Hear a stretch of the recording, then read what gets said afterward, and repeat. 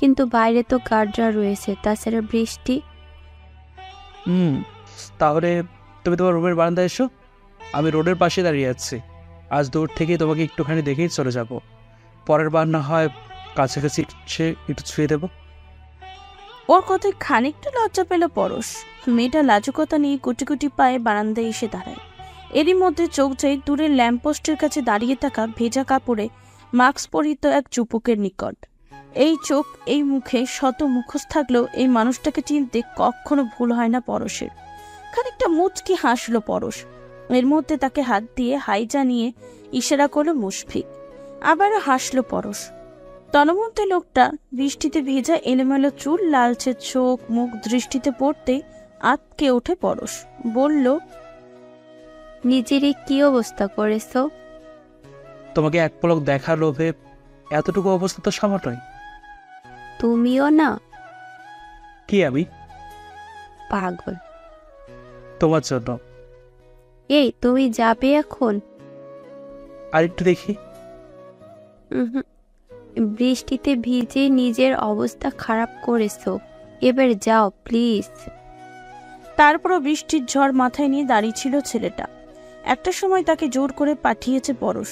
এই তো এরকম ঘটনা আরো কত রয়েছে, কতটা খুনসুটি রয়েছে তাদের। আর আজ মানুষটা সবকিছু ভুলে বসেছে। তার সাথে দেখা করার সময় হয় না, তার কথা বলার সময় হয় না। তার মুখ না দেখে আজ দিব্যি ভালো ঘুম হচ্ছে। মানুষ এত বাজে ভাবে বদলে যায়, কি করে বদলে যায়? ওদের কি পুরনো স্মৃতি একটু মনে পড়ে না? মেয়েটা যখন গভীর স্মৃতিচরণে ডুবে আছে, ঠিক সেই সময় তার পাশে দাঁড়ালো কেউ। গম্ভীর কণ্ঠে নাম ধরে ডাকলো, পরশ। আকস্মিক নিজের পাশে কারোর উপস্থিতি টের পেয়ে হকচকে ওঠে মেয়েটা। অনাকাঙ্ক্ষিতভাবে কিছুটা ভয়ও পেয়ে গেছে সে, তবুও চোর জলদি নিজেকে ধাতস্থ করে নিল। তৎক্ষণাৎ শব্দ অনুসরণ করে সেদিকে চোখ তুলে তাকালো সে। তার ডান পাশে দাঁড়িয়ে আছে সুদর্শন, বলিষ্ঠ, বাহুদয়ের এক আকর্ষণীয় পুরুষ, মুশফিক। কতগুলো দিন পর প্রিয় মানুষটার চোখের সম্মুখে দেখে আবেগে আপ্লুত হয়ে যায় কিশোরী মন। এই মানুষটা তার চোখের শান্তি, মনের শান্তি। মানুষটার সন্নিকটে আসলেই তার দেওয়া বিরহ ভুলতে সক্ষম পরশ। ঠিক এই মুহূর্তেই সবকিছু ভুলে বসল সে। অনেক কল্পনায় ন্যায় প্রিয় পুরুষটাকে দেখে ক্ষিপ্র প্রবেগে তার বক্ষস্থলে আছড়ে পড়ে মেয়েটা। মানুষটা তার চোখের সামনে, তবুও যেন তার বিশ্বাস হচ্ছে না। সে নিজের চোখকে ধ্রুব সত্যে পরিণত করতে আগ্রহ নিয়ে শুধালো, তুমি এসেছো? মুশফিক সে কথার জবাব দেওয়ার প্রয়োজন বোধ করল না, বরং আপ্লুত মেয়েটাকে ততস্থ ভঙ্গিতে নিজের বক্ষস্থল থেকে সরাতে সরাতে বলল, কি করছো? দূরে সরে দাঁড়াও। পরশ মেয়েটা সেসব কথায় পাত্তা দিল না, বরং সে মুশফিকের হাতটা শক্ত করে ধরে টানতে টানতে কাছের একটা বেঞ্চিতে নিয়ে গেল। এরপর আগ্রহ দেখিয়ে বলল, বসো আমার পাশে। মেয়েটার এইরূপ আচরণে সাগ্রহে বিদ্যুৎপূর্ণ বিরক্ত প্রকাশ করলো অপর মানুষটা। বলল, আমি এখানে মোটেও বসতে আসিনি পরশ। তুমি কি জেনে বলবে? দ্রুত বলো। এই, এত তাড়া কিসের তোমার? বসো বলছি। বলেই পুনরায় ছেলেটা হাতখানা ধরে বল প্রয়োগ করে নিজের পাশে বসিয়ে দিল পরশ। মেয়েটির এইরূপ আচরণে মুশফিক খানিকটা আশ্চর্য হয়ে গেল। সে ভ্রু উঁচিয়ে সন্ধিয়ান কণ্ঠে জানতে চাইল, এত তোড়জোড় করে কাছে বসিয়ে কি এমন বলবে তুমি? কি বলবে? কতখানি শুনেই লজ্জায় আড়ষ্ট হয়ে পড়ে মেয়েটা। পৃথিবীতে সব মেয়েদের বোধহয় খুশি খুশি লজ্জাজনক সুসংবাদটি হচ্ছে মা হওয়ার বিষয়টি। এই যে কারণেই পরশের ভীষণ লজ্জা করছে।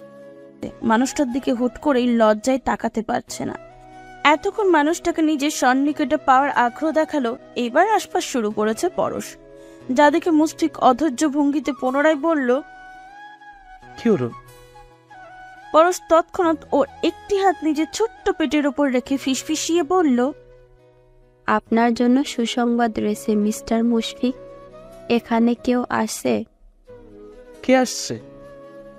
আপনার, আমাদের সন্তান মায়ারাজ। আমি মা হতে চলেছি। আপনি বা?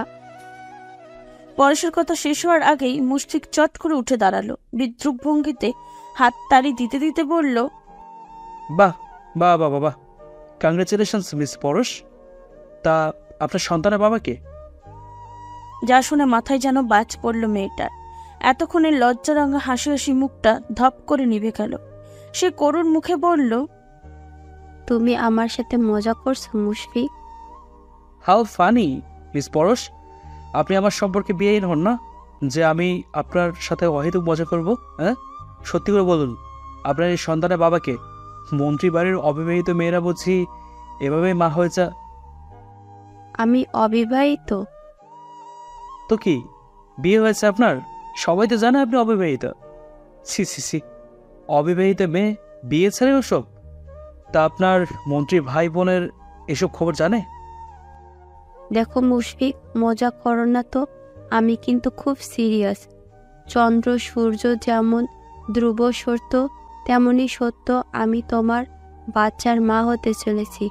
আচ্ছা, বাবা হতে চলেছ তুমি, এটা যেন তুমি খুশি হওনি? যেখানে বাচ্চাটাই আমার নয় সেখানে আমি খুশি হতে যাবো কেন? কার পাপ এটা? পাপ হলে গোপনে ডাস্টবিনে ফেলে দাও। অন্যকে দোষারোপ করছো কেন? আমি তোর বাবা নই। Just shut up. বাবা তুমি নয় মানে তাহলে কে? সেটা তুমি ভালো জানো। কতজনের সাথে সব করেছো। তোমার মতন জাতা মেয়েরা সব পারে। খবরদার এসব আমাকে বলবে না। তোমার পাপের কথা জানাবে বলে কি আমাকে এখানে ডেকেছো? দেখো মুশফিক, একটু তো সিরিয়াস হও। তোমাকে বলবো না তো কাকে বলবো আমি এসব? আর কেউ না জানো, আমি তো জানি তুমি আমার স্বামী। স্বামী? হাসছো কেন? তুমি খুব বোকা পরশ, ভীষণ বোকা। তুমি ভাবলে কি করে? হ্যাঁ, তোমার মতো যাওয়া একটা মেয়েকে আমি বিয়ে করব? শোনো পরশ, আজ তোমাকে কিছু সত্যি কথা বলে দিই। আমাদের কোনো বিয়ে হয়নি। তুমি যেটাকে বিয়ে মনে করছো, তোমাকে বেডে পেতে এটা জাস্ট একটা সাজানো নাটক ছিল আমার। আর না, আমি তোমাকে ভালোবাসি।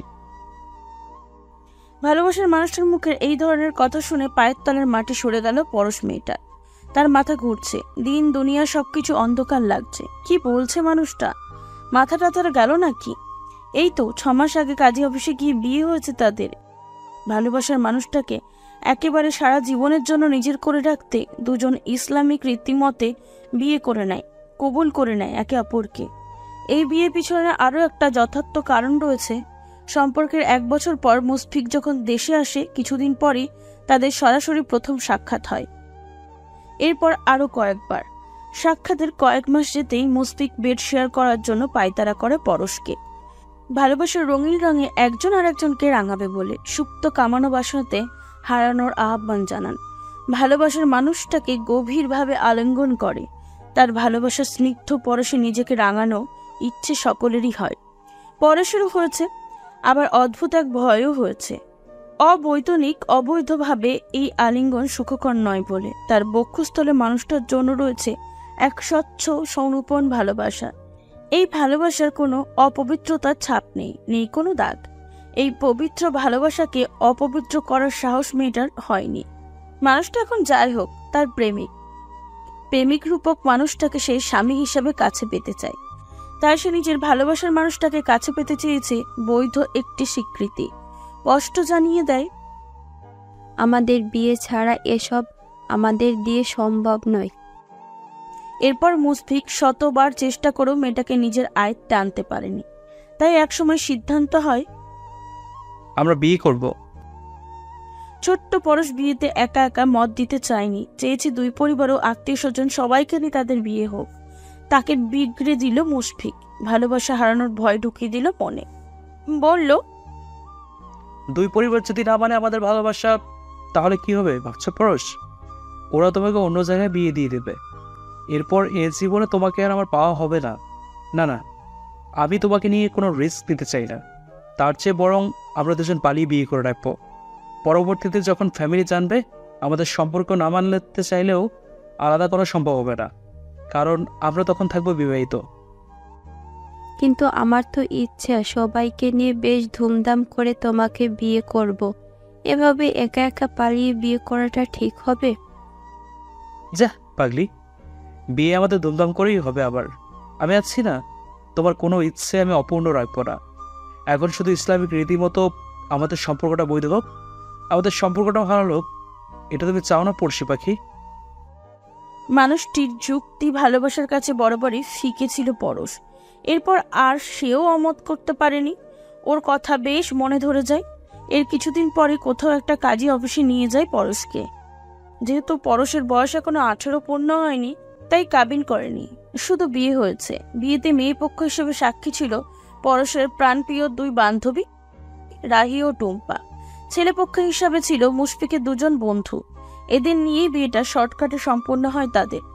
এই লোকগুলো ছাড়া একটা কাক পক্ষীও জানে না গোপন খবর। লোকে না জানুক, তারা তো জানে তারা দুজন বৈধ স্বামী স্ত্রী। তাহলে লোকটা কেন এসব বলছে? দিক বিদিক শূন্য হয়ে দিশাহারা হয়ে মেয়েটা তড়িৎ গতিতে আওড়ালো, মুশফিক, মুশফিক, দোহাই লাগে, এসব বলো না, এসব বলো না। আমার ভীষণ কষ্ট হচ্ছে আমার। সম্পর্ক এতগুলো দিন আমার সাথে পার করে এসব তুমি কি যাতা বলছো? আমাদের বিয়েটাকেও তুমি অস্বীকার করছো আমাদের পবিত্র সন্তানকে। কি করে অস্বীকার করছো সব? কেন এমন করছো? সব কি এতটাই সহজ? পরিবার, আত্মীয় স্বজন সবাইকে দূরে রেখে আমি তোমার এক কথায় সারা জীবনের জন্য তোমার হাত ধরেছি, বিশ্বাস করেছি, ভরসা করেছি তোমায়। তাই তো ভালোবেসে গোপনে বিয়ে করেছি দুজনে। পবিত্র কালেমা 3 বার কবুল করে তোমাকে নিজের অর্ধাঙ্গিনী হিসেবে স্বীকৃতি দিয়েছি। অবৈধতা নিশ্চিন্ত করে তবে তোমার হাতে আমার দেহ মন সবটা উজাড় করে দিয়েছি। সৃষ্টিকর্তার ইচ্ছেতে আমাদের ভালোবাসার চিহ্ন হিসেবে দুনিয়ায় আসতে চলেছে আমাদের সন্তান। আর তুমি কিনা কত সহজে সবকিছু অস্বীকার করছো। বলতে বলতে ফুপিয়ে উঠল মেয়েটা। তার কান্না দেখে মুশফিক হুহা করে হেসে উঠল। যেন এরকম হাসির ঘটনা এর আগে কখনো সে দেখেনি। তৎক্ষণাৎ হাসতে হাসতেই বলল, প্রতিশোধ। তুমি আমার ভালোবাসায় ছিলে না কখনো, ছিলে প্রতিশোধের মোক্ষম হাতিয়ার। তোমার মতো মেয়েকে জাস্ট ব্যবহার করা যায়, বিয়ে নয়। ভুলে যাও আমাদের মধ্যে কখনো কিছু ছিল না। মিথ্যে সম্পর্ক যতটুকু ছিল আমি ততটুকু মুক্ত করে দিলাম। সত্যি তো এটাই, তোমাকে আমার কোনো কালেই কখনোই ভালো লাগেনি। যতটুকু প্রয়োজন ছিল তা হয়ে গেছে, আমার কাজ শেষ। এবার তুমি মুক্ত, তাই সকল যোগাযোগ সবকিছু শেষ করে দিলাম। তোমাকে আর আমার দরকার হবে না। আমাকে আর কখনো বিরক্ত করো না। আসছি। কি করে এইসব সত্য মেনে নিবে পরশ? কি করে সহ্য করবে মেয়েটা? তার মাথাটা ভোঁ করে ঘুরছে, দম বন্ধ হয়ে আসছে, শ্বাস প্রশ্বাস ছাড়াই শক্তিটুকু যেন হারায় গেল। যে মানুষটাকে সে পাগলের মতন ভালোবাসে, বিশ্বাস করে, সেই মানুষটা কি বলছে আজ? সব মিথ্যা ছিল, সব। মানুষটা তার সাথে ছলনা করেছে, অভিনয় করেছে। এসব মানবে কি করে পরশ? এত নিখুঁত ভালোবাসা কি করে অভিনয় হয়? পরশ দিশাহারা, নির্ভত হয়ে কেবল ঠাঁই দাঁড়িয়ে রইল।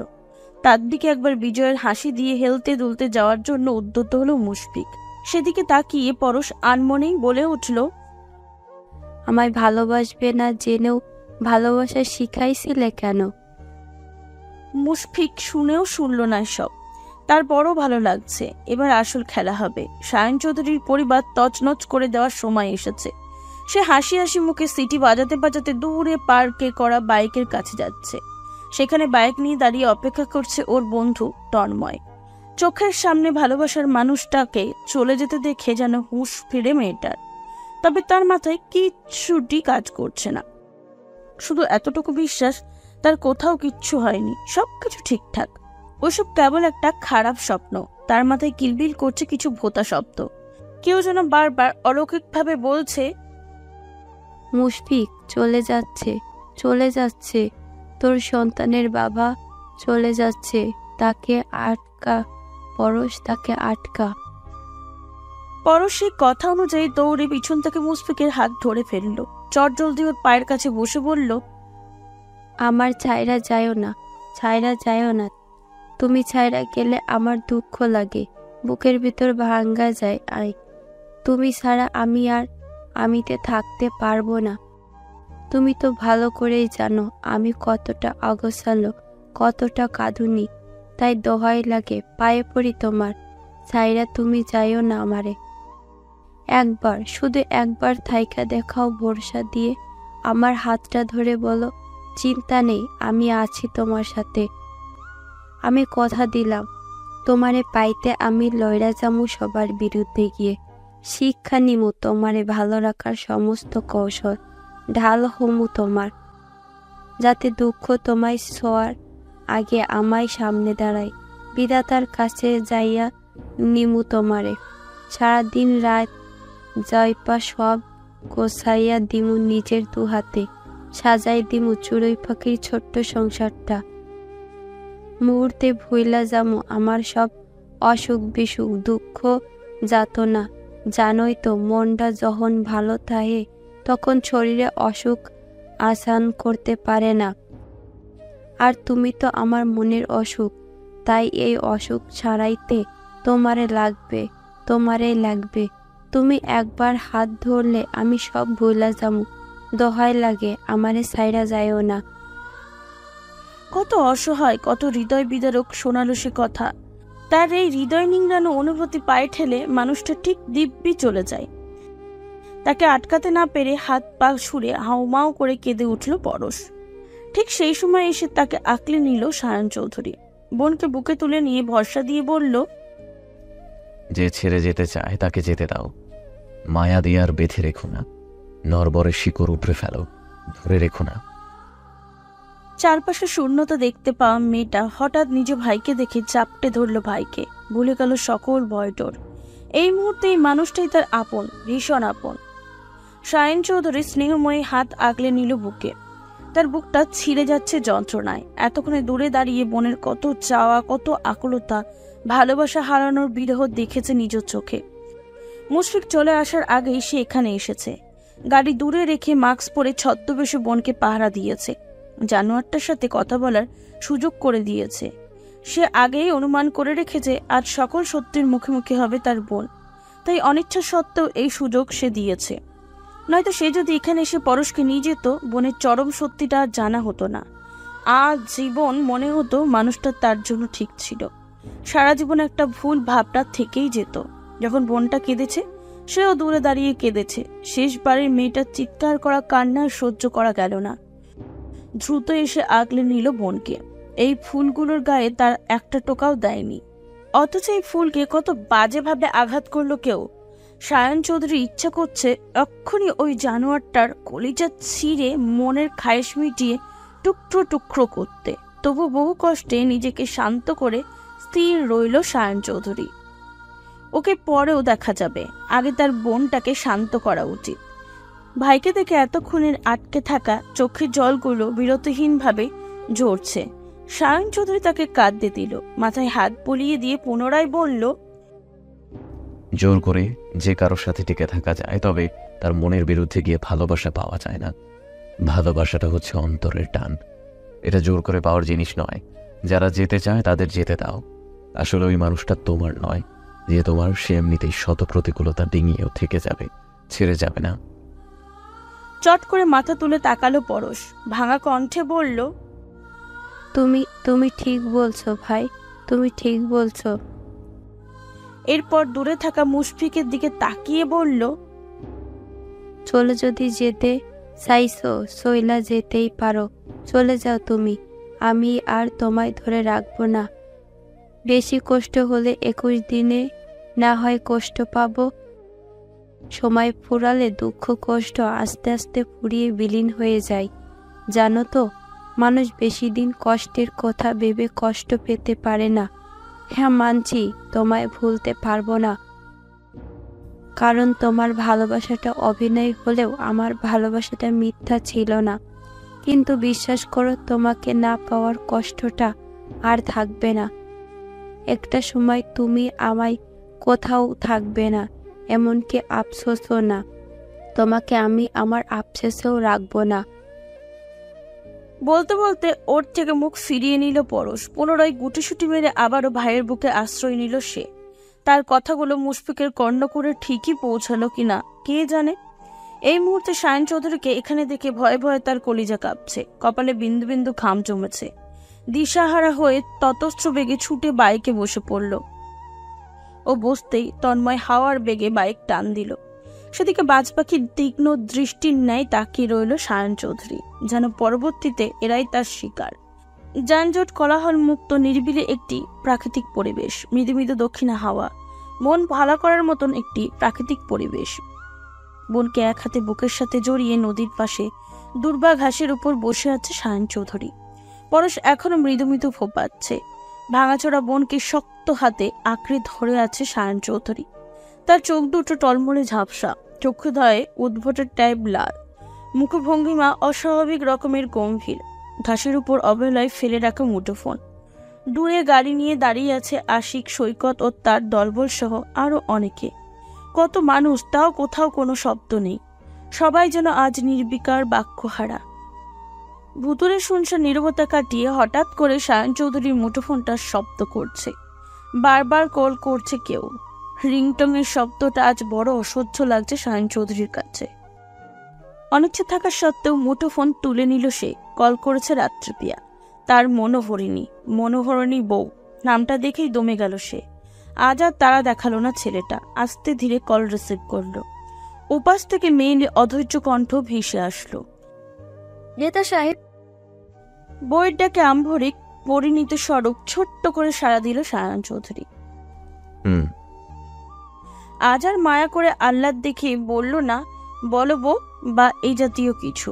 এই মুহূর্তে পুরুষ চোয়াল ব্যক্তিটিকে জগতের কোনো কিছুতে আকুলি বিকুলি স্পর্শ দ্বারা উপলব্ধি করছে না। আজ যেন থমকে গিয়েছে তার গোটা পৃথিবী। যন্ত্রমানব অনুভূতি শূন্য ব্যক্তিত্বে পরিণত হয়েছে মন্ত্রী সায়ন চৌধুরী। প্রিয়তম পুরুষটির ঐকান্তিক কণ্ঠস্বর, তার অদ্ভুত আচরণে উড়ু উড়ু অনবিধ্বস্ত হল সপ্তদশীর উষ্ণ অন্তঃকরণ। ক্ষণে ক্ষণে অনবস্বর কণ্ঠে জানতে চাইল, নেতা সাহেব কি হয়েছে আপনার? কই কিছু হয়নি তো। আপনি ঠিক আছেন? ঠিক আছে। তাহলে আপনার কণ্ঠস্বর এমন কেন লাগছে? কেমন লাগছে? অদ্ভুত, ভয়াবহ, ক্ষিপ্তবোধ। আমার মন বলছে আপনি ঠিক নেই, মোটেও ঠিক নেই। বলুন না কি হয়েছে? কোথাও কিছু হয়েছে? আমার বড্ড চিন্তা হচ্ছে। আমি ঠিক আছি তো, কোথাও কিচ্ছু হয়নি। তুমি অহেতুক চিন্তা করছো। সত্যিই তাই? এতদিনে এতটুকু চিনেছি তো আমি আপনাকে। আমার থেকেও ভালো কেউ আপনাকে জানে নাকি? মেয়েটাও না একেবারে নাছোড়বান্দা। কথা কোরাতে সায়ন চৌধুরী বলল, আমাকে চিনতে জানতে তুমিই বেস্ট। তারপর বলো, কি করছো তুমি? দাঁড়িয়ে। আপনি? বসে আছি। খেয়েছো? না, আপনি আসলে একসাথে খাবো। কখন আসছেন আপনি? খেয়ে নাও, আবার আজকে আসতে একটু দেরি হবে, হাতে কাজ আছে। রাখছি। এই শুনুন। শুনছি, বলো। আমি আপনাকে মিস করছি নেতা সাহেব। ভীষণ মন মরা লাগছে আমার। আপনাকে স্বচক্ষে না দেখা অব্দি একদম শান্তি পাবো না। আমি কাজ টাজ বুঝি না। আপনি দ্রুত বাসায় চলে আসুন। আচ্ছা, আসবো এখন। বাই। রাত্রিকে আর প্রত্যুত্তর করার সুযোগ না দিয়ে কল কেটে দিল সায়ন চৌধুরী। তন্মধ্যে সেখানে হন্তদন্ত পায়ে উপস্থিত হলো নয়ন খান। উত্তেজিত কণ্ঠে ডাকলো প্রাণপ্রিয় বন্ধুকে। সায়ান। আচমকা অপ্রত্যাশিতভাবে বন্ধুর কণ্ঠস্বর কর্ণকুহরে পৌঁছাতেই সেদিকে একবার বিলুপ্ত দৃষ্টিতে তাকাই সায়ন চৌধুরী। পর মুহূর্তে আবার সে দৃষ্টি সরিয়ে বোনের দিকে তাকালো সে। মিনিট দুয়েক সময় নিয়ে বোনকে আস্তে ধীরে একবার ডাকলো, পরশ। পরশ জবাব দিল না, নড়ল না। আগের ন্যায় একইভাবে বিড়াল ছানার মতন চুপটি করে মুখ গুছে আছে ভাইয়ের বক্ষস্থলে। তাকে আর একটি বারের জন্য উত্তপ্ত করল না সায়ন চৌধুরী। কেবল বোনের যন্ত্রণাটাকেও নিজের মধ্যে আত্মভূত করার পায়তারা চালালো। এরই মধ্যে তার অতি সন্নিকটে এসে বন্ধুর ঢাল হয়ে পাশে বসলো নয়ন। আপাত মস্তক একবার চোরা চোখে পরশকেও পর্যবেক্ষণ করে নিল অবলীলায়। দুশ্চিন্তায় ঘামে ওর পরনের সাদা শার্টটা ভিজে চপচপে হয়ে আছে। আবির্ভাব জুড়ে রয়েছে দুশ্চিন্তা, উদ্কীর্ণ উত্তেজনা। কিয়ৎক্ষণ পূর্বে আদালতের কাজ শেষ করে বাড়ির দিকে রওনা হয়েছিল নয়ন। ঠিক সেই সময় তাকে কল করে আশিক। ভাইয়ের অনুমতি ছাড়াই তাকে সংক্ষেপে সবটা জানায় সে। বোনের পাশাপাশি তাদের শক্তপোক্ত সায়ন ভাইয়ের ভিতরটাও যে সুনামির প্রখর তাণ্ডব বয়ে চলেছে সেটা উপস্থিত আর কেউ উপলব্ধি না করলেও আশিক তীব্রভাবে উপলব্ধি করেছে, টের পাচ্ছে। কিন্তু এই মুহূর্তে অজানা এক ত্রাসের কারণে ভাইয়ের পাশে এসে দাঁড়ানোর সাহস ওর কুলায়নি। ভাইয়ের এমতো অবস্থায় একটা ভরসাময় মজবুত হাত, বিশ্বস্ত একটা কাঁধ হিসাবে একজন ভীষণ দরকার। এতে যদি ভাই একটু স্বাভাবিক হয়, সে আশাই ততস্ত্র সবটা জানায় নয়নকে। যদিও এর আগে সাইমন ভাইকেও বার কয়েক কল করেছিল সে, কিন্তু তার ফোন বন্ধ। জরুরি এক ট্রেনিং এর কারণে শহরের বাইরে গিয়েছে সাইমন ভাই। ওনাকে না পেয়ে তবেই নয়নকে খোঁজ করলো ও। নয়ন তাদের আপন লোক, ভরসার লোক, বিশ্বস্ত লোক। সায়ন চৌধুরীর প্রাণপ্রিয় বন্ধু ভাইয়ের পাশে এইখানে মানুষটাকে ভীষণ প্রয়োজন, তাই আগ বাড়িয়ে তাকে খবর দিল আশিক। সবটা শুনে তাজ্জব বনে গেল নয়ন। চিরক্ষণ যেন একটা ঘোরের মধ্যে ছিল ছেলেটা। একদিকে নিগুড় অপ্রকাশিত এক লুকানো ভালোবাসা, অন্যদিকে প্রিয় বন্ধু ভাবতে নিজের সাথে নীরবতার বোঝাপড়া হিসাব পেলাতেই ব্যস্ত হয়ে পড়ল সে। তার কোচির জন্য খুব মায়া হলো। অপরদিকে নিজের ভালোবাসা হারানোর বিরহে তার সেই বিষণ্ণতার ছড়িয়ে পড়ল তার বক্ষস্থলে। আবার তৎক্ষণাৎ হুঁশ ফিরতে মাঝ রাস্তায় গাড়ি ঘুরিয়ে হই হুল্লোড় কাণ্ড ঘটিয়ে বন্ধুর কাছে ছুটে আসে নয়ন। অতঃপর বন্ধুর কাঁধে ভরসার হাত রাখে। পুনরায় মোলায়েম কণ্ঠে শুধালো, দোস্ত, হুম? তুই ঠিক আছিস? পরশ ঠিক আছে? সায়ন চৌধুরী কোনো প্রতিজ্ঞা করলো না। তার এই নীরবতাই বুঝিয়ে দিচ্ছে কিচ্ছুটি ঠিক নেই নয়ন, ভালো নেই আমাদের পরশমণি। যা দেখে নয়ন পুনরায় আফসোস নিয়ে বিড়বিড় করল, এসব কি হয়ে গেল? কিভাবে হলো? এসব হওয়া কি খুব দরকার ছিল? কিন্তু মুখে কিছু বলল না ও। এই ব্যাপারে সায়নকে আর প্রশ্নও করল না। সে জানে এখন যে কেউ শত চিল্লালেও সায়ন চৌধুরী টু শব্দটিও করবে না। সেসব করে অনর্থক সময় নষ্ট করল না বুদ্ধিমান নয়ন খান। সে বন্ধুর ভরসা হয়ে বলল, ঠিক হয়ে যাবে সব, তুই এত চিন্তা করিস না তো দোস্ত। কত শত বড়সড় বিপদ আপদকে সম্পূর্ণ পরোয়া ও অগ্রাহ্য করা বেপরা ডানপিটে সায়ন চৌধুরী হুট করেই আজ বড্ড ভীতু হয়ে গেল যেন। এই অবুঝের ন্যায় নয়নকে পাল্টা প্রশ্ন করল, সত্যি কি সব ঠিক হয়ে যাবে নয়ন? ঠিক হতে পারবে তোমার বোনটা? বন্ধুর কথা শুনে বড় মায়া হলো নয়নের। অগণিত উন্নাসিক দুরহ ঝুঁকিতে যে মানুষটা কখনো নিজের ওপর আস্থা হারায় না, সেই মানুষটা আজ খুব সহজে নিজের ওপর থেকে ভরসা হারিয়ে ফেলেছে। তৎক্ষণাৎ তাকে প্রগাঢ় আস্থা দিয়ে নয়ন বলে উঠল, হবে হবে, সব ঠিক হয়ে যাবে। আমরা সবাই তোদের পাশে আছি। আমি থাকতে তোর এত চিন্তা কিসের শ্যান? আমি আছি তো নাকি? বলেই এক পলক পরশের দিকে তাকালো নয়ন। বিপর্যস্ত অবস্থায় চঞ্চল মেয়েটাকে পড়ে থাকতে দেখে বুকটা ছ্যাদ করে উঠল নয়নের।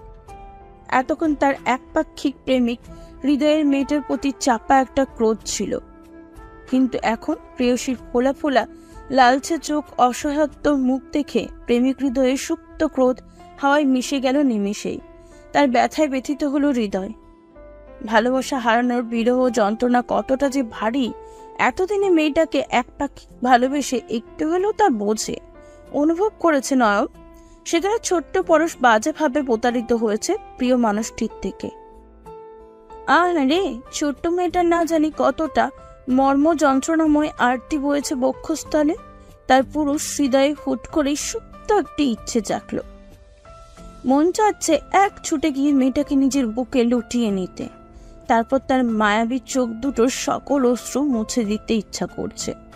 গাল ছুঁয়ে বলতে ইচ্ছা করছে, তোমার খুব কষ্ট হচ্ছে গছি, কেঁদো না প্লিজ, আর কেঁদো না তুমি।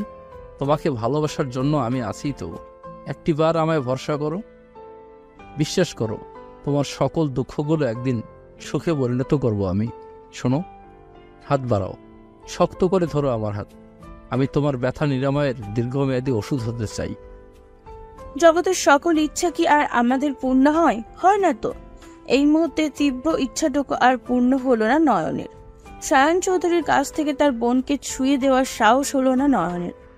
সে কেবল বিকশ নেত্রে অপলক দৃষ্টিতে তাকিয়ে দেখছে তার হৃদয়ের রানের বাঁধ ভাঙা অসহায়ত্বের দুর্দিন। কয়েকবার পুরুষালী গাঢ় কণ্ঠস্বর কর্ণ করে পৌঁছাতেই ভাইয়ের বক্ষস্থল থেকে মাথা তুলে চোখ পিট পিট করে তাকায় পরশ। ক্ষণকালের মধ্যেই একবার চোখাচোখি হয়ে যায় তাদের। আক্ষি পল্লব সম্মুখে অপ্রত্যাশিতভাবে নয়ন ভাইকে দেখে বিচুযত আশ্চর্যজনিত হয়ে উঠল মেয়েটা। নিজের অবস্থান বিবেচনা করতেই দেখা গেল চোখের সামনে সায়ন ভাইকেও। এতক্ষণ তার যথার্থ চৈতন্যদায়ী ছিল না। বিরহ যন্ত্রণা এতটাই বিভোর ছিল সে, এতক্ষণ যে নিজের ইচ্ছাতেই ভাইয়ের সন্নিকটে এসেছে সে, তারপর তার বক্ষস্থলে মাথা রেখে অশ্রুপাত করছে, নোনা জলে ভিজিয়ে দিচ্ছে ভাইয়ের শুভ্র শার্ট, আবার কখনো কখনো ডুকরে ডুকরে কেঁদে ভালোবাসা নিয়ে আক্ষেপ করছে। সেই সব কোনো কিছুই বোধগম্য হচ্ছে না তার। পার্ক থেকে ভাই যে তাকে কখন এই নিরিবিলি নদীর ধারে নিয়ে এসেছে টেরই পায়নি সে, কিছুটি টের পায়নি মেয়েটা। এতক্ষণ তার মস্তিষ্ক জুড়ে ছিল মুশফিক নামক এক মুখোশধারী পিচাস, যে মানুষটাকে সে নিজের সবটা উজাড় করে দিয়েও নির্মমভাবে ঠকেছে, নির্মম এক সত্যের মুখোমুখি হয়েছে। পরিবারকে বিসর্জন দিয়ে যে মানুষটাকে পেতে মরিয়া হয়েছে মেয়েটা, সেই মানুষটা ওর না, ছেড়ে গেল, চলে গেল মানুষটা। অসংখ্য কলঙ্কের দাগ ভরিয়ে দিয়ে গেল তার তুলতুলে দেহখানে, কিছুটি অবশিষ্ট রইল না তার। এবার পরিবার, আপনজন, বাবা মা, তারাও নিশ্চয় ওর থেকে মুখ ফিরিয়ে নেবে। কি করেই বা সবাইকে মুখ দেখাবে সে? কোন মুখে ক্ষমা চাইবে সে?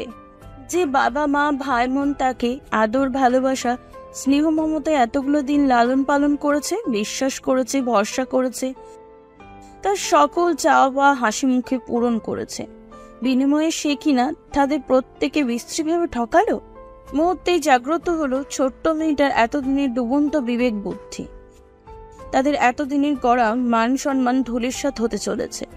লোকে যখন শুনবে সবটা, নিশ্চয়ই তার বাপ ভাইকে ওরা ছিছি করে সমাজ থেকে তাড়িয়ে দেবে। কি করে সহ্য করবে পরশ? তার জন্যই তো হচ্ছে সবটা। তার তো মরে যাওয়া উচিত, মরে যাওয়া উচিত। এসব ভেবে পুনরায় আতঙ্কের ত্রাসে জড়সড় হয়ে বসলে পরশ। সেই মুহূর্তেই বোনের মাথায় হাত রাখলো সায়ন চৌধুরী। মিহি কণ্ঠে জানতে চাইল, মাথা ব্যথা করছে? ভাইয়ের কণ্ঠস্বরে আর এক দফা কর্ণ করে পৌঁছাতেই অনুক্ষণের চিন্তা ভুলে গিয়ে ত্রাসের আরো কিছুটা জড়সড় হয়ে বসলো মেয়েটা। ক্ষণে ক্ষণে থরথর করে কম্পিত হচ্ছে তার শরীর। আক্ষি পলক থেকে পুনরায় শুরু হলো ভারী বর্ষণ, যা দেখে চাপা দীর্ঘশ্বাস ছাড়ল সায়ন চৌধুরী। বোনকে সহজ করতে সে মৃদু কণ্ঠে পুনরায় আবারও শুধালো, তুই এভাবে কাঁদছিস কেন বুড়ি? ভাই তোকে মেরেছে? কিছু বলেছে? যা শুনে এবার শব্দ করে কেঁদে উঠল পরশ, জাপটে ধরল ভাইয়ের পা, বলে উঠল, তাকে থামিয়ে দিয়ে সায়ন চৌধুরী বলল, দেখি পা ছাড়, মাথা ব্যথা করছে নিশ্চয়ই, যা বাড়ি যা, গিয়ে বিশ্রাম কর। বলতে বলতে বোনকে নিজের পা থেকে ছাড়িয়ে উঠে দাঁড়ালো সায়ন চৌধুরী। পর মুহূর্তে আশিককে ডেকে বলল, আশিক, পরশকে গাড়ি করে বাড়ি দিয়ে আয়, তুই নিজেই ড্রাইভ করিস, দেখে শুনে সাবধানে যাস। আচ্ছা ভাই। বলে তৎক্ষণাৎ গাড়িতে চড়ে বসলো আশিক। এর মধ্যে পরশকে আরো একবার যেতে বলল সায়ন চৌধুরী। পরশ অসহায় নেত্রে কেবল অশ্রু বিসর্জন দিতে দিতে চলে গেল। ভাই তার কোনো কথাই শুনতে চাইছে না। আজ থেকে যে তার উপর দিয়ে চলবে কালবৈশাখী ঝড়, কি করে সামলাবে সব ছোট্ট পরশ? বোনকে বাড়িতে পাঠিয়ে তৎক্ষণাৎ প্রত্যুত্তপূর্ণ অবস্থায় ঘাসের উপর বসে পড়ল সায়ন চৌধুরী। গম্ভীর কণ্ঠে নিজে থেকে এবার ডাকলো বন্ধুকে, নয়ন। হ্যাঁ বল। সবাইকে নিয়ে তোরা এখান থেকে চলে যা, আমাকে একটু একা থাকতে দে। মাথা খারাপ তোর? তোকে একা রেখে আমি চলে যাব? বলতে বলতে সেও আটঘাট করে বন্ধুর পাশে বসলো, যা দেখে এতক্ষণের ক্ষিপ্ত সায়ন চৌধুরীর আকস্মিক বন্ধুর শার্টের কলার চেপে ধরে বলল, এত কথা বলছিস কেন তুই? বললাম না আমি একটু একা থাকতে চাই, একটু একা থাকতে চাই। তার থেকে আস্তে ধীরে নিজেকে ছাড়িয়ে নয়ন বলল, রিল্যাক্স ব্রো, কোথাও কিছু হয়নি। এত চিন্তা করছিস কেন তুই? মাথা ঠান্ডা কর সানাম। তোর জন্য একা থাকাটা রিস্ক বলেই আমি যাচ্ছি না। তারপর বল, কিভাবে কি হলো? আসল ঘটনা কি? আমাকে খুলে বল। পুরো ঘটনা আমি এখনো আয়ত্ত করতে পারছি না। ঘটনা কি? কথাটা শুনেই সায়ন চৌধুরীর মনে পড়ল আরো একবার পুরো ঘটনা। দপদপ করে মাথার রগগুলো ফুলে ফেপে উঠল। মুহূর্তেই গর্জে উঠল ছেলেটা। এতক্ষণে চাপা ক্রোধ, হিংসতা এবার দানবের ন্যায় তার শরীরে ভর করল। চটজলদি প্যান্টের পিছনে গুজে রাখা পিস্তল বের করে হাতে নেয়। নয়ন কিছু বুঝে ওঠার আগেই দূরে থাকা নিরীক্ষটাকে অজস্র গুলিতে ওর বুক ঝাঁচড়া করে দিল সায়ন চৌধুরী। মুহূর্তেই ঘেউ ঘেউ করে শব্দ করে মৃত্যু যন্ত্রণায় ছটফট করে উঠল কুকুরটা। তরল তাজা রক্ত ছড়িয়ে ছিটিয়ে পড়েছে আশেপাশে জায়গা জুড়ে, যা দেখে পৈশাচিক আনন্দে হুহা করে হেসে উঠল সায়ন চৌধুরী। নিরিবিলি প্রকৃতির মাঝে কি ভয়ঙ্কর শোনালো সেই হাসির শব্দ। ত্রাসে থরথর করে কেঁপে উঠল দূরে দাঁড়িয়ে থাকা গাডরা সহ যুবক ছেলেপেলের দল। সায়ন চৌধুরী নিজের হাসির মাঝে আওড়ালো, ঠিক এইভাবে রাস্তার কুকুরটার মতো মারবো বুড়ো শুয়োরটাকে। ওরা আমার কলিজার দিকে হাত বাড়িয়েছে না, ওর ছেলের জন্য তো রয়েছে। পুরো কথা না বলে আবারও হেসে উঠল সায়ন চৌধুরী। অস্বাভাবিক সায়ন চৌধুরীকে তৎক্ষণাৎ ধরে ফেলল নয়ন। ব্যতিব্যস্ত কণ্ঠে তাড়া দিয়ে বলল, চল চল উঠি আমরা।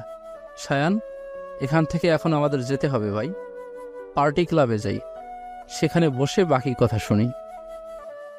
সায়ন চৌধুরী এক চুলও নড়ল না।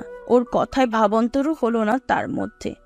যা দেখে নয়ন এক প্রকার জোর করেই ছেলেটাকে টানতে টানতে গাড়িতে ওঠালো। কেননা অসম্ভব রকমের হিংস্র হয়ে আছে সায়ন চৌধুরী। এখানে থাকলে যে কোনো সময় একটা দুর্ঘটনা ঘটে যাবে।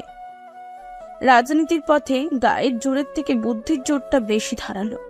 আপাতত ছেলেটাকে শান্ত করা দরকার, খুব দরকার, নয়তো এই শহর আজ রক্তের স্রোত বইবে। দ্বীপ্রহর লগ্নক্ষণ ঐত্যবসরে করিয়েছে। চৌধুরী গৃহ ওইখানে নিষ্ক্রিয়ভাবে পৃথক্ষর নৈসঙ্গ বৈকল্প্য।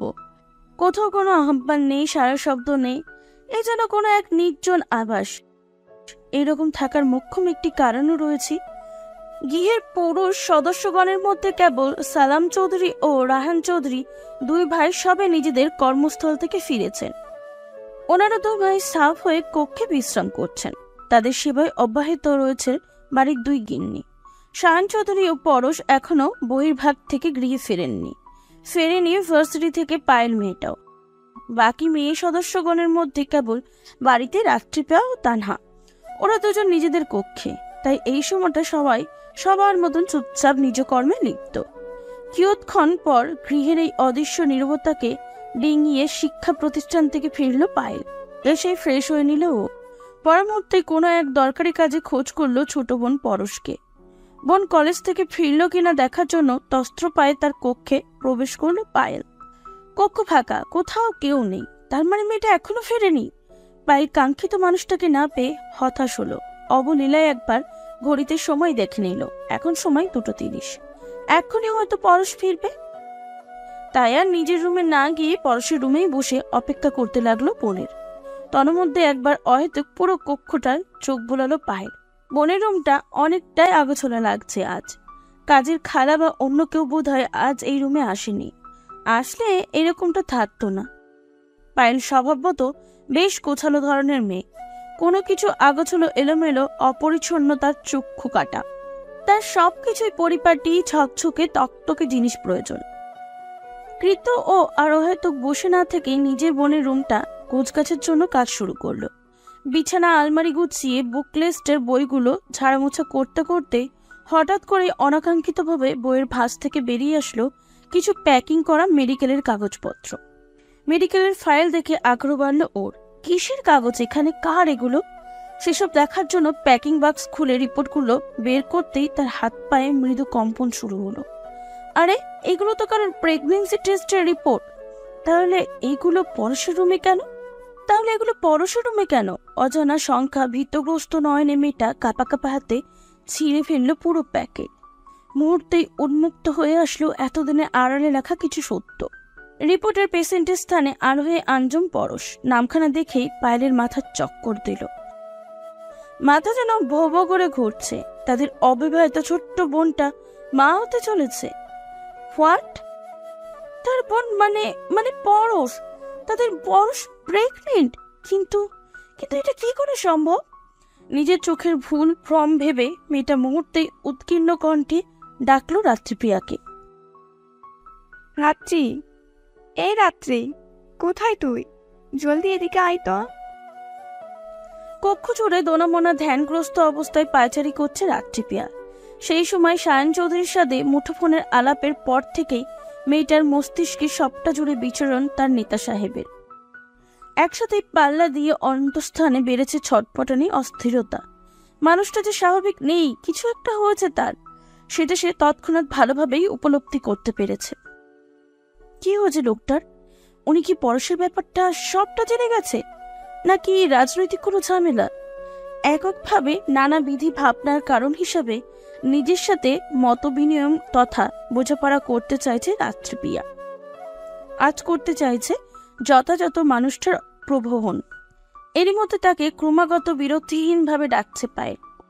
ওর ডাকে নিজের ভাবনার রাজ্য থেকে তৎক্ষণাৎ বেরিয়ে আসলো মেয়েটা। পায়েলের শব্দধ্বনি অনুসরণ করে তড়িৎগামী কদমে সেদিকে এগিয়ে গেল। অধীর আগ্রহে জানতে চাইল, কি হয়েছে আপু, এতবার ডাকছো যে?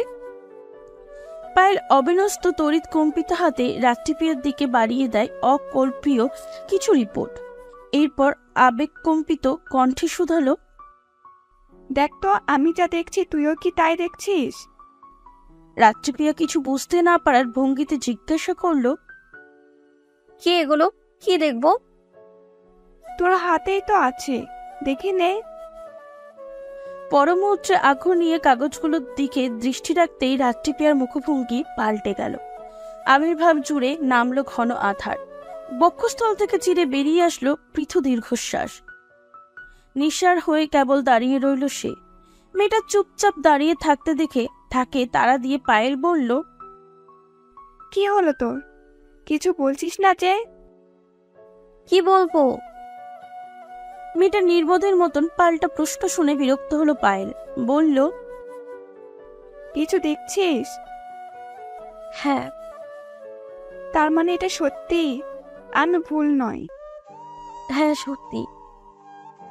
যা শুনে তৎক্ষণাৎ মাথায় হাত দিয়ে চেয়ারে বসে পড়ল পায়েল।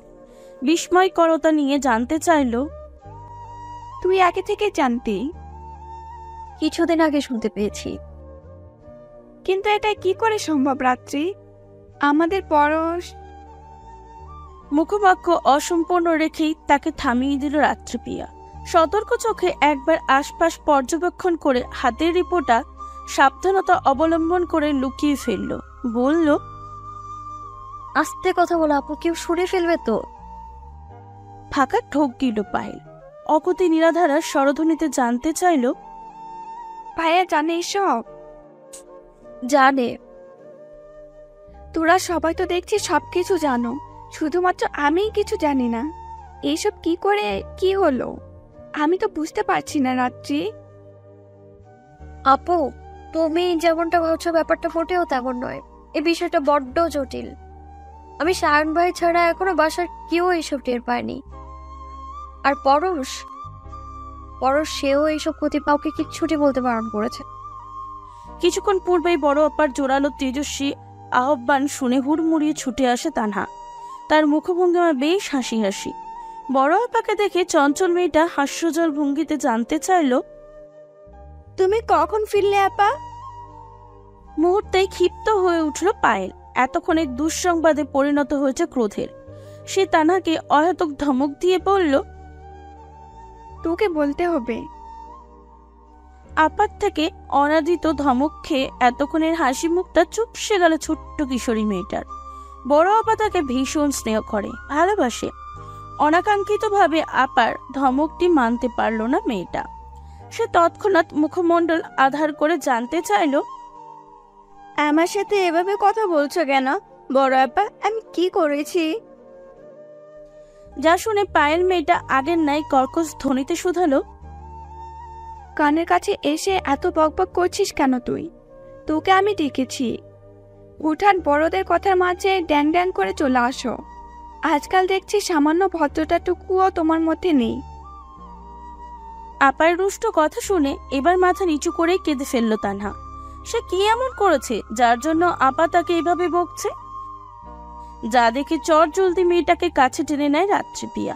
আস্তে ধীরে মাথায় হাত বুলিয়ে ফিসফিসিয়ে বোঝানোর ভঙ্গিতে বলল, আসলে হয়েছে কি বলু, বড় আপা একটা সিক্রেট কারণে খুব রেগে আছে, তাই ওনার মাথা ঠিক নেই। তুই মনে কষ্ট পাস না, আপা তো আমাদের সবাইকে খুব ভালোবাসে, এখন মাথা ঠিক নেই দেখে বকাঝকা করছে। রাত্রির কথা বেশ পছন্দ হলো তানহার। সে কান্না থামিয়ে আগ্রহ নিয়ে জানতে চাইলো, কি সিক্রেট রাত আপু, যার জন্য আপা এত রেগে আছেন? এসব বড়দের কথা বনু, এগুলো তোর শুনতে হবে না। তুই এখান থেকে এখন যা তো, কিছুক্ষণের মধ্যে তোর প্রাইভেট টিচার আসবে, তুই পড়তে বস গিয়ে। তানহার কথা পারালো না, চুপিসারে মুখ কালো করে নিজের রিডিং রুমে চলে গেল। বোনের এত বড় সত্যের মুখোমুখি হয়ে স্তব্ধ হয়ে বসে রইল পায়েল। তার পাশে অস্বচ্ছন্দ অবস্থায় দাঁড়িয়ে রইল রাত্রিপিয়া। সে কি করবে এখন বুঝে উঠতে পারছে না। আপার কাছেই দাঁড়িয়ে থাকবে নাকি নিজের কক্ষে চলে যাবে। রাত্রি যখন দোনামনা অবস্থায় ভুগছিল, ঠিক সেই সময় অচেতন ও নিশ্চল অবস্থায় কক্ষে ভিড়ানো দৌড় খুলে ভিতরে প্রবেশ করলো পরশ। নিজের কক্ষে অপ্রত্যাশিতভাবে আপা ও রাত্রিপিয়াকে দেখে ভীষণ ঘাবড়ে যায় মেয়েটা। কিছু বোঝার আগেই তার গালে শব্দে পড়ল দুটো থাপ্পড়। তাকে মেরেছে বড় আপা, গালে হাত দিয়ে ভাবছে পরশ। ওনারা কি সবকিছু জেনে ফেলেছে? তন্মধ্যে পায়েল কর্কশ গলায় গর্জে উঠল, এসব কি? পরশ ভীত কণ্ঠে শুধালো, কি সব বড় আপা? তুই কিছু জানিস না, এখন ন্যাকামি করছিস? ন্যাকামি এই যে এসব। বলতে বলতে পায়েল এতক্ষণে লুকিয়ে রাখা রিপোর্টগুলো পুনরায় বের করে ছুঁড়ে মারে বোনের গায়ে, যা দেখে হুট করেই মলিন মুখে হাসল পরশ। বোনের দিকে তাকিয়ে তাচ্ছিল্যস্বরে বলে উঠল, এসব ভালোবাসার প্রতিদান আপা। ভালোবাসার কলঙ্ক বুঝে আজ আমার বোনের সারা গায়ে। বোনের ব্যঙ্গ করা বাক্য শুনে সাথে সাথেই মাথা নিচু করে নিল পরশ, যা দেখে পায়েল আরেক দফা ক্রোধদীপ্ত অচৈতন্য ওর গালে চড় লাগালো। ঘৃণ্য বস্তুর ন্যায় প্রশ্ন ছুড়ল, বল, কার পাপ নিজের পেটে বাঁধিয়েছিস? তোর সে আশিকের নাম কি? নিস্তেজ শরীরে এতগুলো মারের ধকল সামলাতে না পেরে টলতে লাগলো পরশ। তৎক্ষণাৎ তাকে শক্ত হাতে ধরে ফেলে রাত্রিপিয়া। এতক্ষণ যেন একটা ঘোরের মধ্যে ছিল সে। কি থেকে কি হয়ে গেল বুঝে উঠতেই কয়েক মুহূর্ত লাগলো ওর। বুঝতে পেরেই পরশকে নিজের কাছে আড়াল করলো। পায়েলকে বাধা দিয়ে বলল, কি করছো আপু, মেয়েটা অসুস্থ। তুই চুপ কর রাত্রি, ওর তো মরে যাওয়া উচিত। ও কি আমাদের মান সম্মান টুকুও রেখেছে? এই যে নিজের পেটে অন্যের পাপ বাঁধিয়েছে, যখন লোকে জানবে। তাকে মাঝপাতি থামিয়ে পরশ আতঙ্কিত স্বরে বলে উঠল, অমন করে বলো না, আমার পেটে পাপ না, আমার বাচ্চাটা নিষ্পাপ, ও নিষ্পাপ। কিন্তু হায় আফসোস, পবিত্র হয়েও আমার বাচ্চাটা দুনিয়ার আলো দেখবে না। পরশের কথা শুনে রাত্রিপিয়া ও পায়েল একে অপরের মুখ চাচাই করলো। ওর কথার অর্থ বোধগম্য হয়নি ওদের। বুঝতে না পেরে দুজনেই সমস্বরে বলে উঠল, মানে? পরশের কথা লুকালো না, ভাঙা ভাঙা কণ্ঠে শুধালো, অনুরাগের ছোঁয়াতে প্রণয়ের বাঁধনে বক্ষস্থলে বেঁধিয়েছিলাম একজনকে। এরপর আমি ভুলে গেলাম গোটা দুনিয়া, পরিবার, সমাজ, লক্ষ্য চক্ষুর সবাইকে উপেক্ষা করে আমি তার হতে চেয়েছি। নিজের থেকেও বেশি বিশ্বাস ভরসা করেছি তাকে সারা জীবনের জন্য আঁকড়ে ধরে রাখতে গোপনে বিয়েও করেছিলাম তাকে। জানো আপা, এরপরেও মানুষটা আমার হয়েও হইল না। আসলে ওই মানুষটা কখনোই আমার ছিল না। উনি আমার কাছে এতদিন প্রতারণা করেছে, মিছিমিছি ভালোবাসা মায়া দেখিয়ে উসুল করে নিয়েছে নিজের উদ্দেশ্য।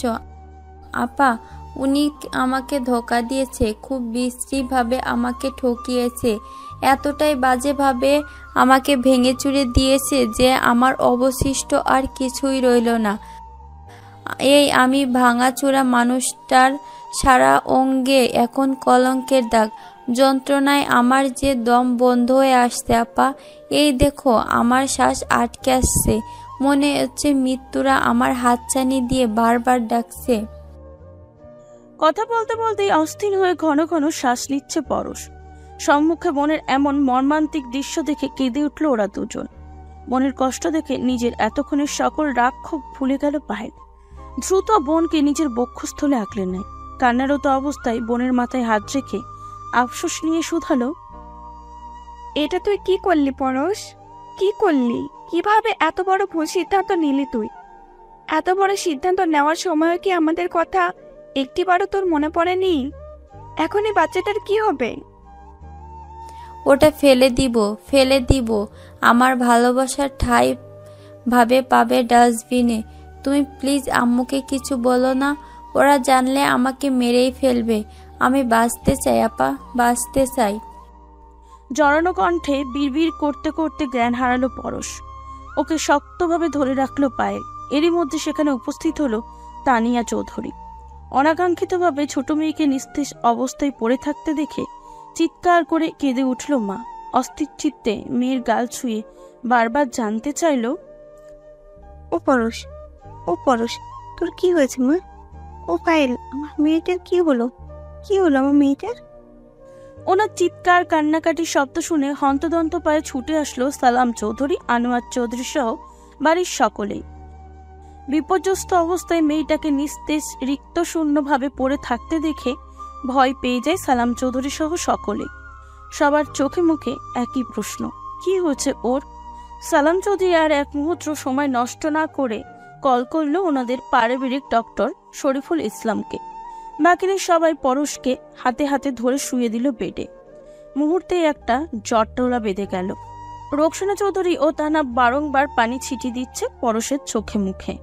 পায়ের হাত পা ডলে দিচ্ছে। ইতিমধ্যে মেয়েটার হাত পা ঠান্ডা হয়ে গেছে, যা দেখে আরো আকুলি বিকুলি করে কাঁদছে মা।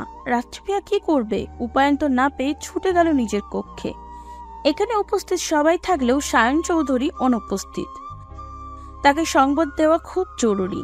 মামা ডক্টরকে ফোন করেছে। উনি এসে যদি সবাইকে সবকিছু বলে দেয়, সর্বনাশ হয়ে যাবে না? এতক্ষণে লঙ্কা কাণ্ড বাঁধানো লোকগুলো মুখ ফিরিয়ে নেবে মেয়েটার থেকে। চিন্তিত ভঙ্গিতে নিজের কক্ষের কাছাকাছি আসতে কয়েক সেকেন্ডের জন্য চঞ্চল পাত থেমে গেল রাত্রিপিয়ার। ভিতরে ড্রেসিং টেবিলের সামনে উদাম শরীরে দাঁড়িয়ে আছে সায়ন চৌধুরী। তাওয়াল ধরে ধীরে সুস্থে গা মুছছে। দেখে মনে হচ্ছে এই মাত্র গোসল করে এসেছে। আকস্মিক এভাবে মানুষটাকে দেখে ভরকে গেল ও। মস্তিষ্কও জানতে চাইল, এই তো কিয়ৎক্ষণ পূর্বেই চৌধুরী নিবাসে আবির্ভূত হয়েছেন মন্ত্রী সায়ন চৌধুরীর। রোজকার মতন এসেই অদ্য আজ আর কাউকেই সমাচার নিক্ষেপণে অনুসন্ধান করেনি সে। সরাসরি নিঃশব্দে অক্রিয় নির্বিকারে পদাচারণ করে স্ত্রী কক্ষে। কক্ষে এসে সম্মোহিত স্ত্রীর উপস্থিতি না পেয়ে একটিবারের জন্য তাকে ক্রন্দন করেনি ছেলেটি। মানুষটার ভিতরে নেই কোনো অধীরতা, উৎসাহ, যেন দুনিয়ার সবকিছুতে তার অনীহা, কোনো দিকেই ধ্যান জ্ঞান নেই। এই লগ্নক্ষণে কেবল নিজেকে নিয়েই ব্যস্ত সায়ন চৌধুরী। কক্ষে এসেই স্নান করেছে। এখন আয়নার সামনে ঠাই দাঁড়িয়ে নিজেকে খুঁটিয়ে দেখছে। সযত্নে ধীরে সুস্থে মাথার চুলগুলো টাওয়াল চালাচ্ছে। এই তো তার পশ্চাৎবিমুখে বিস্ময়করতা নিয়ে দাঁড়িয়ে আছে রাত্রিপিয়া। টের পেয়েও সেদিকে একটিবারের জন্য তাকায়নি সে। তাকালে হয়তো দেখা যেত অভিমানী উৎকীর্ণ নয়নে দাঁড়িয়ে আছে একটি মুখ। স্বামীর এইরূপ আচরণে কিয়ৎক্ষণের জন্য আশ্চর্যজনিত হয়ে যান ব্যাগ্রতগ্রস্ত রাত্রিপিয়া। লোকটার এই স্বভাব, ভাব, ভঙ্গি, চাল চলন বড়ই অদ্ভুত। এগুলো তো মানুষটার সাথে খাপ ছাড়া বেমানান। এই মুহূর্তে ওনার ভিতরে কি চলছে কিচ্ছুটি বুঝতে পারছে না রাত্রিপিয়া। তার মুখভঙ্গিকা স্বাভাবিক, কিন্তু আচার আচরণ ভীষণ উদ্ভটে। পরমুহূর্তে ধৈর্যচ্যুত ঘটে রাত্রিপিয়া মেয়েটার।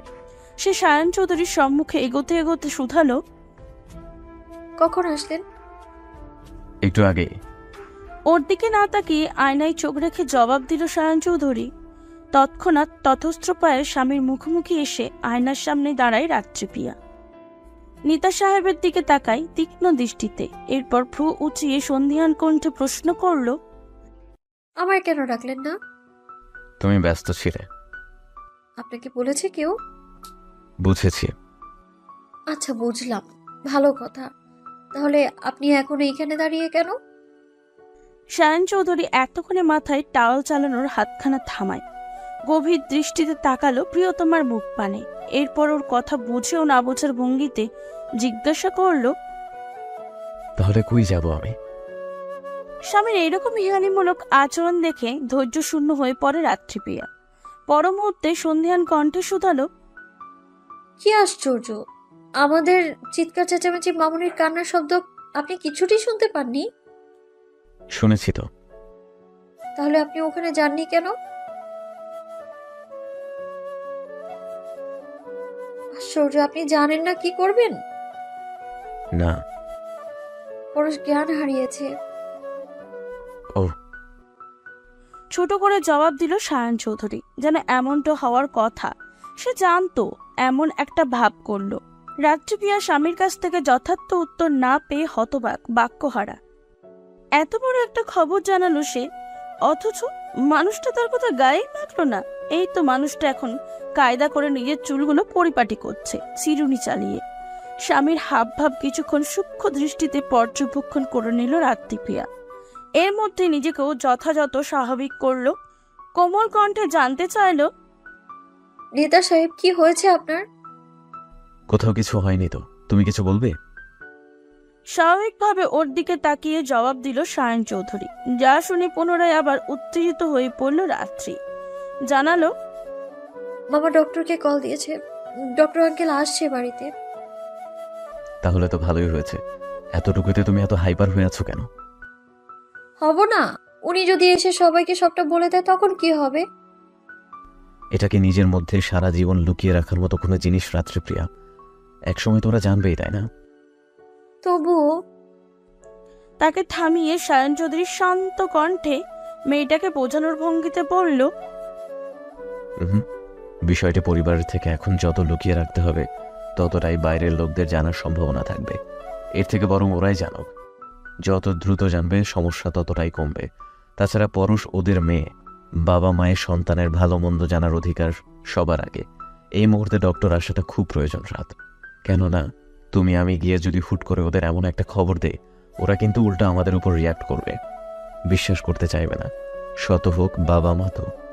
মেয়ের এত বড় একটা দুঃসংবাদ নিশ্চয়ই তাদের জন্য সুখকর নয়। দেখলে না সেদিন আম্মু কি করলো?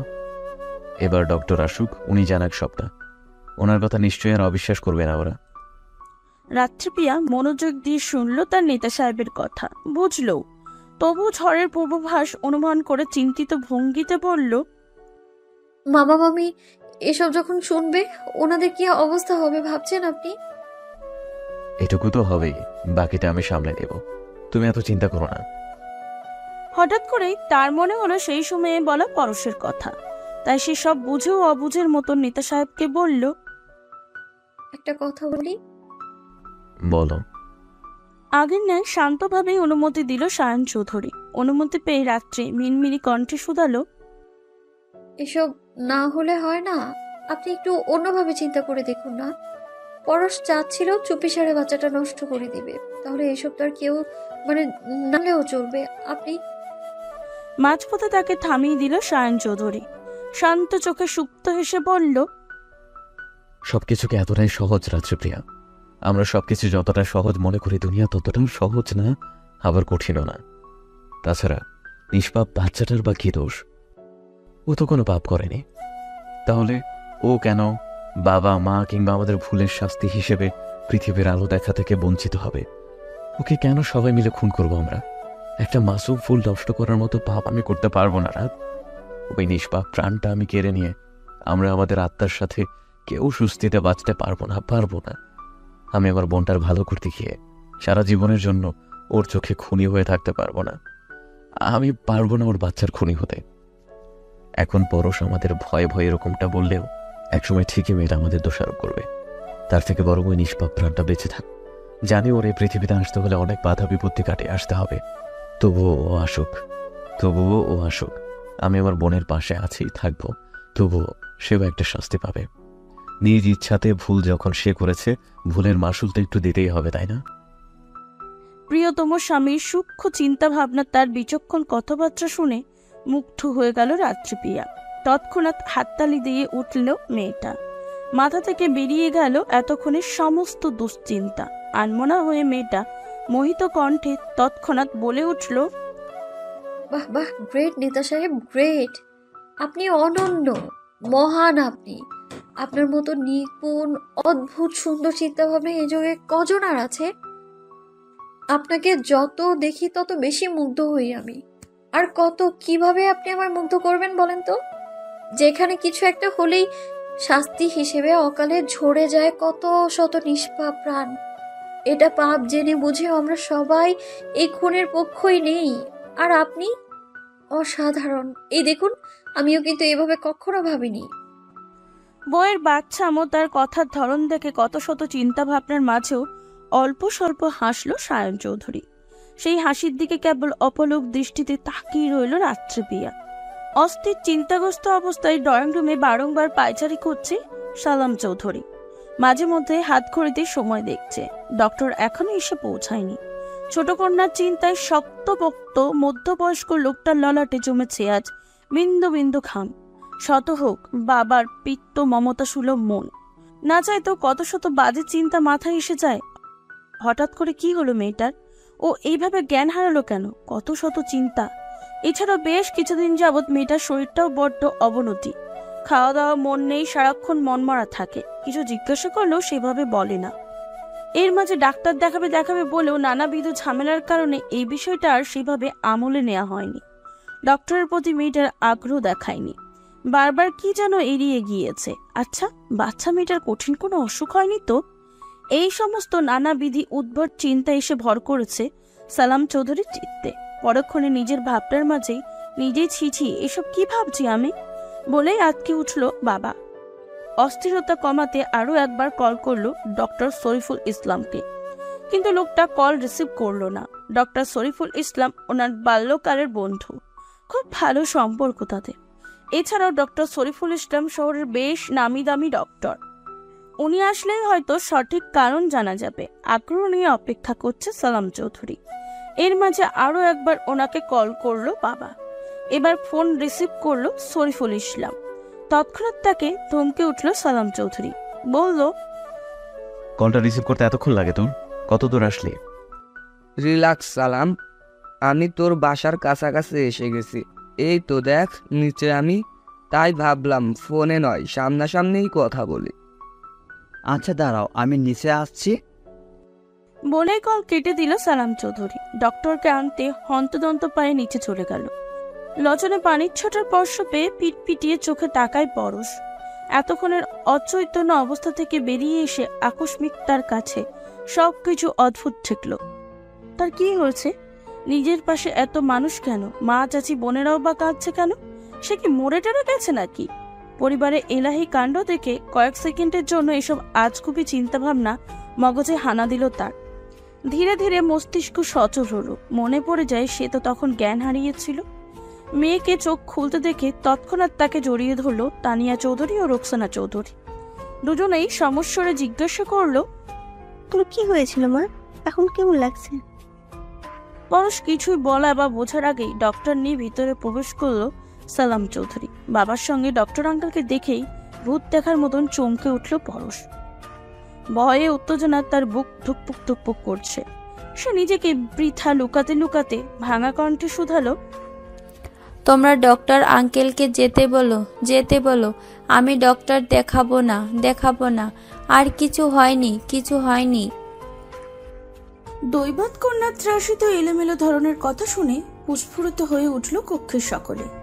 নিজেকে গুটিয়ে জুবুথবু ভয়ার্ত অবস্থায় পড়ে থাকা মেয়েটাকে তৎক্ষণাৎ নিজের কাছে টেনে নিল রোকসানা চৌধুরী। তথাপি উন্মননা হয়ে গেলেন মা। তৎক্ষণাৎ ছোট মা এসে সযত্নে নিজের কোলে পরশের মাথাটা তুলে নিল। গাঢ় স্নেহতময়ী হাতের স্পর্শ দিল কন্যার ললাটে।